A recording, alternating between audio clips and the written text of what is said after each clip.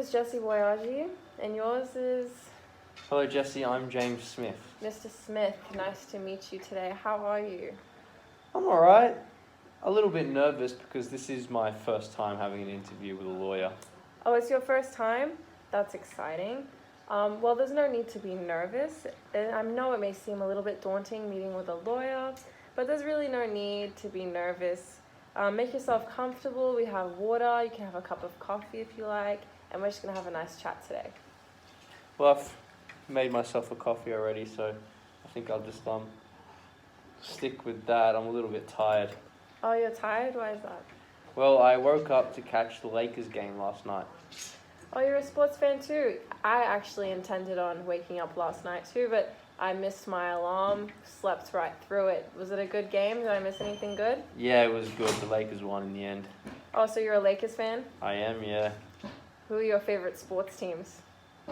So yeah, obviously in the NBA it's the Lakers, and then I also follow the Premier League. Oh yeah? I go for Liverpool, and then I vaguely follow, all the other Spanish and German and French teams as well, and I have a couple of favorite teams in there. I just watch those ones. It's not as much I follow a team. I just watch them generally because I like the sport. Wow, so do you play basketball then?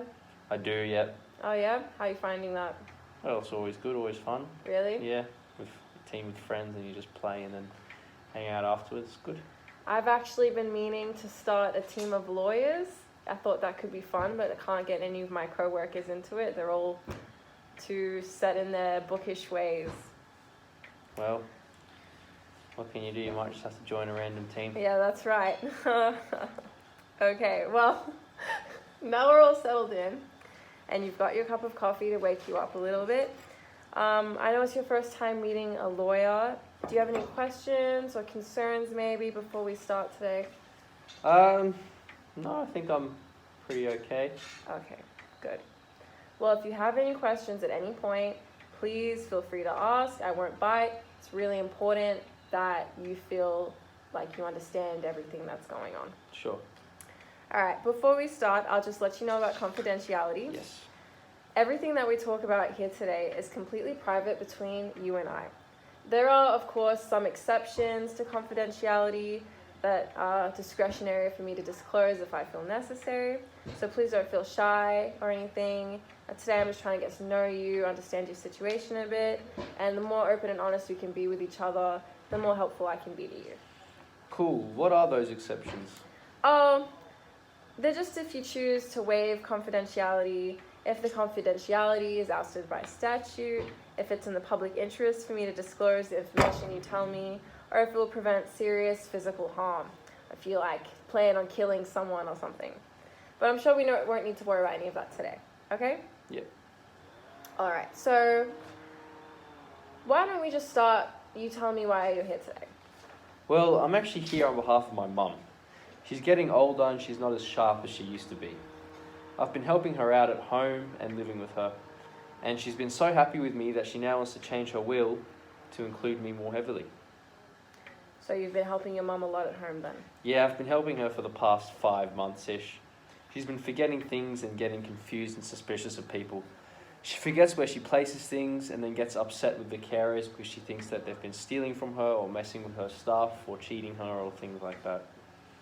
So she's becoming quite old. She's quite difficult to look after now? Yeah, it's pretty difficult. I've been pretty much looking after her all alone as well.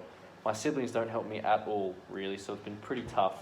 And my mum is somewhat aware of that, which is probably why she wants to change her will and help me as much as she can. So the burden's fallen entirely on you then, now that your siblings aren't doing much to help? Yeah, pretty much. It's a full-time job, really. I'm living with her now and I've quit my job. But I don't mind, really. I don't see it as a burden. After all she's done for me, it's the least I can do. I don't see how my siblings don't feel the same. So how is your relationship with your siblings then? Do you talk to them about these concerns of yours? Yeah, well, it's been up and down for a few years now. We haven't really been getting along. And why is that? They think I should just stick her in a nursing home, but they don't understand how fragile she is at the moment. Besides, how do they suppose that we pay for that? You don't think you could pay for a nursing home? Do you think that money is a problem? Well, like I said, I've been helping my mum full time, so I don't really have a job right now. Nursing homes are expensive, you know. Everything in Sydney is expensive. If I weren't living with my mum right now, I'm not sure I would have any place to go. I understand. I know firsthand how difficult it can be trying to get your way in Sydney. But how did you find it before you moved in with your mother, when you were living alone? Well, like I said, at the moment I'm living with my mum, but I used to live in Melbourne. I was doing okay, but I ended up losing my job there. But I guess it turned out for the best, because now I can live with my mum until I'm back on my feet and also help her while she's in need. Oh, okay. Well, it's good that it worked out like that. Let's talk about your mother's will. What does she want to change exactly? Well, the will currently has her house going to me and my 3 siblings equally, but now she just wants me to have it. Oh, really? Are your siblings aware of your mother's plan to change the will? They have this idea in their head that I'm manipulating mum against them while she's fragile and weak. But I haven't seen them lift one finger to help us or to see the situation themselves. I suppose they would just be happy forgetting all about her until she's gone and then claiming the rewards. That must make you feel mad then, to be accused of manipulating your mother when you're just trying to look after her. Yeah, well, what can you do? I don't know. I think that sometimes it can be difficult when dealing with the elderly and trying to know what they want and what they need when they don't really know themselves anymore. Especially when we have this idea of them in our heads from when they were more healthy and they were the parental figure, Definitely. And I'm sure that my mum just wants to make sure that I'm going to be okay after she's gone. She knows how much I was struggling before, and she doesn't want me to end up on the street if she goes to a nursing home or passes away. I completely understand. She sounds like a good mom. I know my mom would have the same worries about me. I'm sorry that you're having to deal with this difficult time. Thank you. Even though it is hard times, I'm almost glad that her and I have this time to be together. We weren't that close when I was growing up, and I'm happy that we now have a chance to make up for that.